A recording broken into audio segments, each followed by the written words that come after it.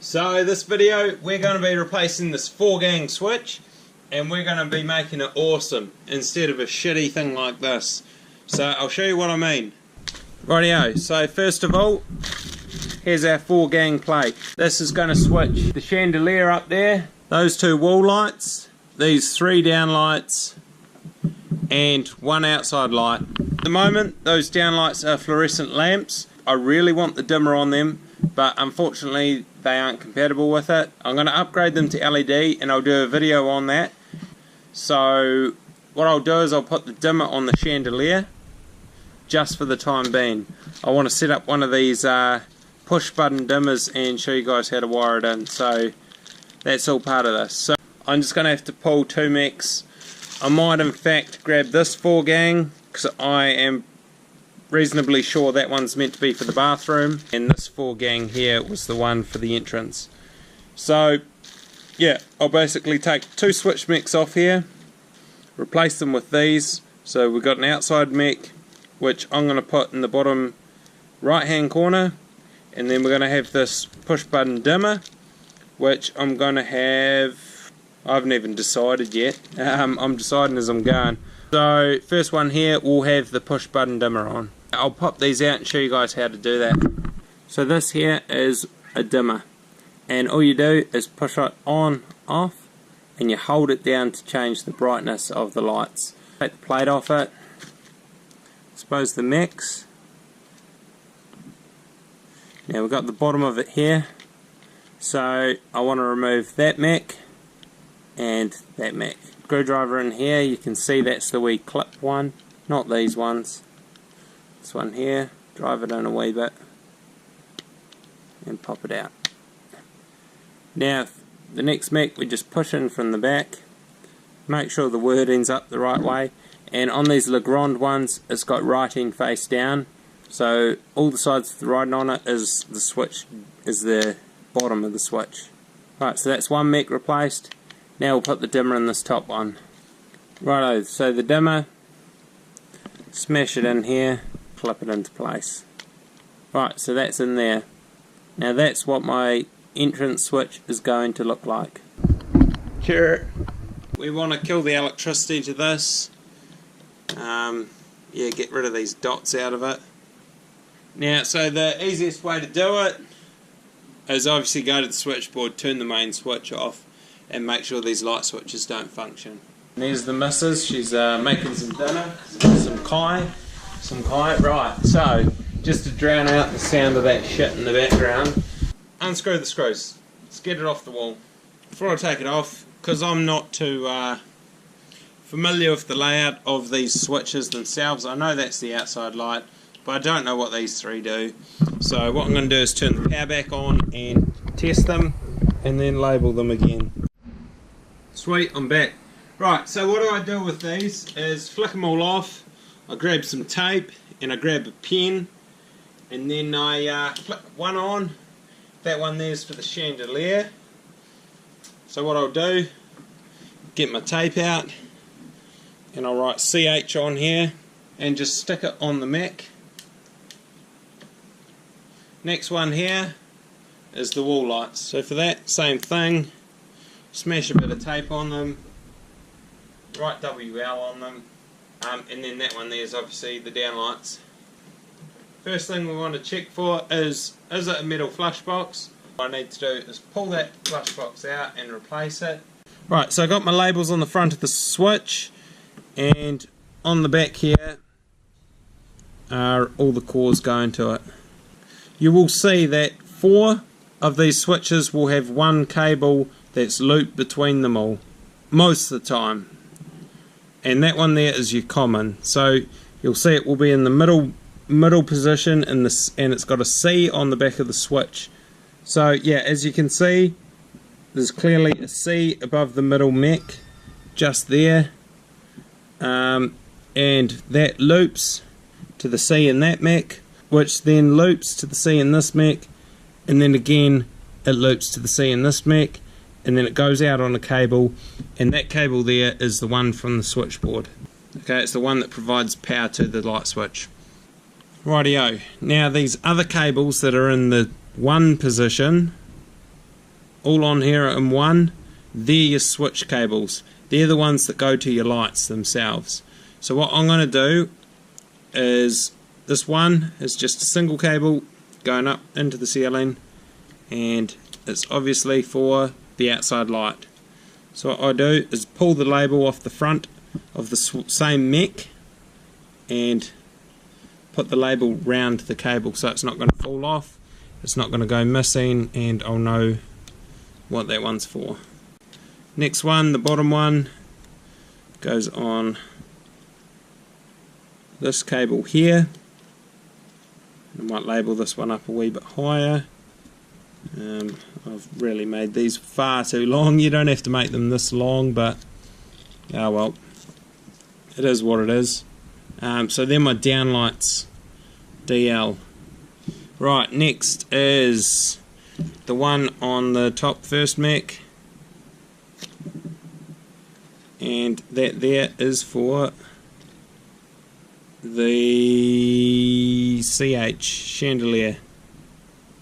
So chandelier, again round the core that goes to the chandelier, and for the last one is going to be this core here, which runs straight up into the ceiling again, and that one there is for the wall lights. Say g'day to the cat down there.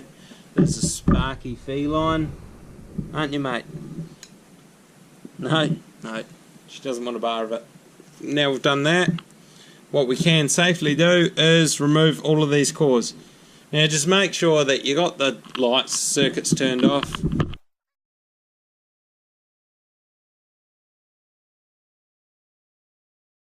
labelled all of the other ones. We know these ones here go to the lights, these four here, and we know this one here is our power source for the mix. What I'll do is I'll get rid of these, I'll re-terminate my own ones. Probably best not to reuse these ones just because they've had their day. Untwisting them, twisting them, you can end up breaking cores and things. It's only a bit of 1mm, cheap as chips, if you ask me. Right, so to redo those mechs, I'll get a piece of 1mm. This one here is 1.5mm TPS, but that's all I've got on me at the moment, so I'm just going to use that. Suit yourself. You can safely use 1mm. If you've got 1.5, just use it. Sweet as, rightio. So here's the new switch all set up. We've got to get this flush box out, and it's probably going to be a nightmare. We might even have to untwist all these earths and neutrals and just redo them. I probably will anyway. The connectors look old. They look old, so yeah, I'll remove the connectors and bloody put new ones on them. And what I'll probably do is re-terminate them all. So because I'm doing that, I'll just cut all the cores. I highly suggest re-terminating things every time you pull them apart,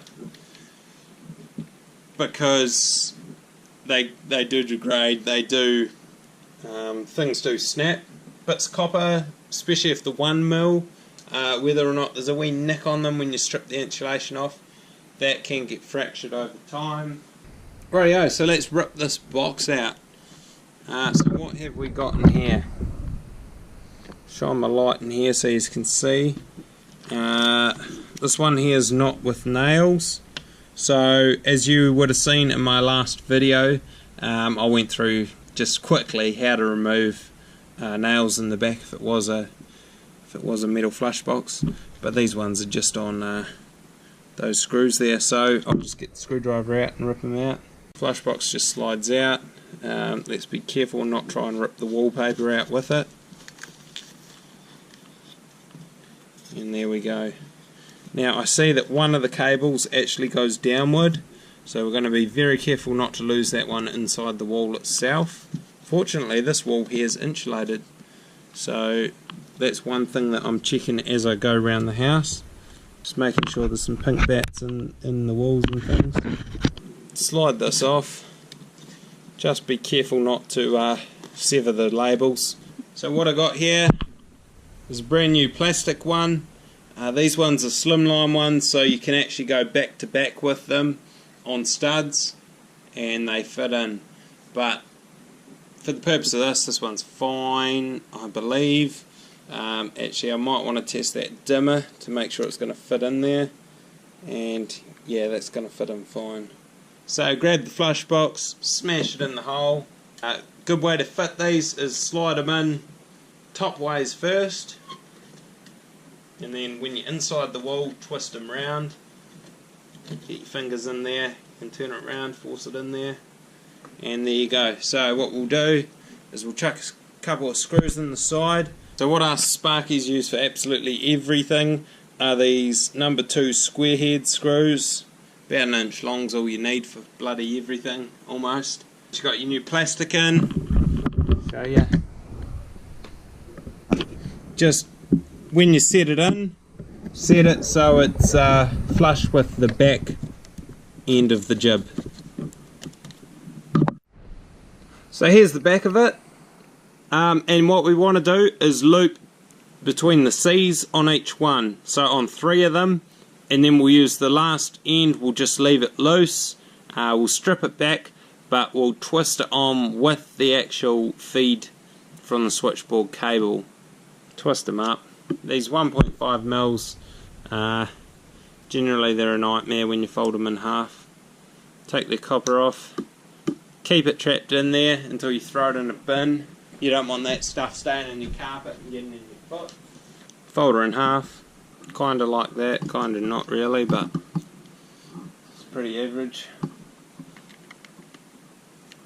Untwist one of the screws on the C terminals, throw it in there, and making sure when you twist it up that the screw screws onto the copper and not onto the insulation of the cable itself. And then give it a wee pull test. That one's good. Now we loop it round. Don't leave too much of a loop, but leave enough. So I'm going to strip from where my thumb is, basically there. I'll start the strip, and what I'm wanting to do is I'll shorten this cable. I'll leave about probably 4 inches on it to do the rest of it, maybe 5. So strip there carefully, pull out a wee bit. Now what we want to do is twist this part of the cable. Don't get the cable caught in the cutting mechanism on your pliers. Just slide it over the cable and twist her up. Fold it in half.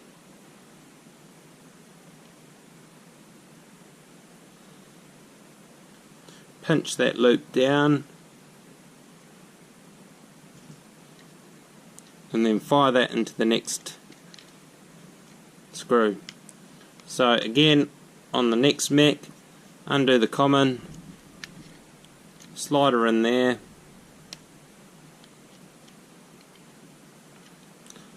making sure that all of the copper is below the plastic here, and ensuring that you're not screwing into the insulation. Anyway, next one, loop around. I'll start the strip about there where my thumb is, and then firmly do the screw up. Now when you screw these up, don't over tighten them. Don't put all the torque into them. When you're screwing them up, do them tight so they're good, and they're going to pass the pull test if you pull on the back of them, but don't overdo them, just like your wheel nuts on your car. Next thing is power for this. So the common on it is going to be the active, and the load circuit is the one that goes to your light. Neutral, you'll need a neutral in this one because it has got an illuminated module here, a wee blue LED or something on it, so that's the only reason this module here needs a neutral. Sweet as. Right, next thing we want to do is we'll twist all these neutrals back together and all the earths back together. Strip about 1 centimetre off the end of each one, line all of the ends of the insulations and up so all the copper is sticking out at the same point, from the same point. So when you go to twist, you're twisting copper with copper and not copper with bloody plastic. Twist them all up together. Rightio, this one will do. Smash it in there, screw it up. Now if you don't have connectors on you, on the backs of every single Mac is a terminal like this one here that I'm moving my finger on, and it's always the odd one out, and it will say loop on it. So that one there, if you see the word loop, it means it acts like a connector. It is not connected to the switch at all, to the switch mechanism. It is basically just a cable holder. Rightio, so we've shoved the neutral into the neutral part of the dimmer. So that's all the neutrals and earths sorted out. Now with this cable end that we left, that's going to go into the active, which is the next one along, we will leave a couple inches on it and cut it down. Now we'll strip the end off it, but we'll leave it stripped, and we'll find the other end that is the feed. So this is the one we didn't label. You can always chuck a label on at the start if you want, but what we'll do is we'll twist these two together and then carefully stick it in the active terminal on this Mac. So now that's all of the feeds done. We've looped it to every single switch. Now the last wires, cables we're left with are our labelled ones for the lights. This remote cable, don't worry about that. That's if you want to switch the dimmer on and off itself from a different Mac. So I'll be using the chandelier one with that dimmer. Throw that into the load. Next one, this is the downlights. Remove the label. Throw the downlights onto. So downlights are going to be on this Mac here. So the back of that, we're looking for the number 1 terminal. So on these Legrand ones, number 2 is blanked out, as you can see, and the only terminal left that's exposed there is number 1. You can see a wee 1 on the edge here, on the very edge. So we're looking for number 1s on all of these Macs, and that's what we want to put the cable ends into. Wall lights. Wall lights are going on this Mac here. Last one is outside lights, which is also terminated fine. I'm happy with that. Now the outside lights are going to be on the outside Mac there. So throw that into one. Hold her in there so she doesn't pop out. And do the terminal up. Pull test, perfect. Right, now we slide these cables back into the wall behind the flush box. Put the old connector in the back of the flush box, but bend it round so that everything's going to fit. If not, slide it down the bottom and push it through and behind the flush box. Just because I've got this dimmer here, I know it's not going to fit. Once you've got it back on there, whack a couple of these flush box screws into it. Don't put them on all the way yet, just as a holder at the moment, because we'll test that everything's working and then we'll screw it back entirely. This is what we look like at the moment. Wall lights, perfect. Down lights, perfect. Outside light, yeah, that's going, I can see that. You can see the reflection off the car there. And the dimmer on the chandelier. So what we do is if we hold down on it, it'll dim it. And we can set it at whatever brightness we want by just holding that button down. Turn it up again. Sweet. All good. So what I'll do is I'll screw that back to the wall with the lights on now.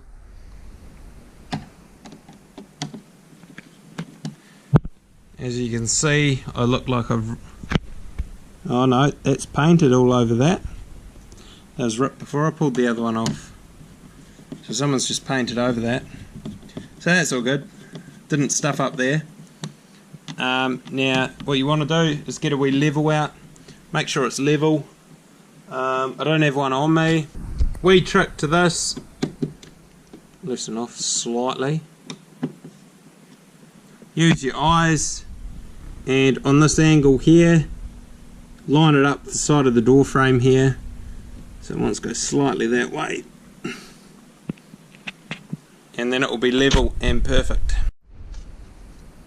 Throw the cover on.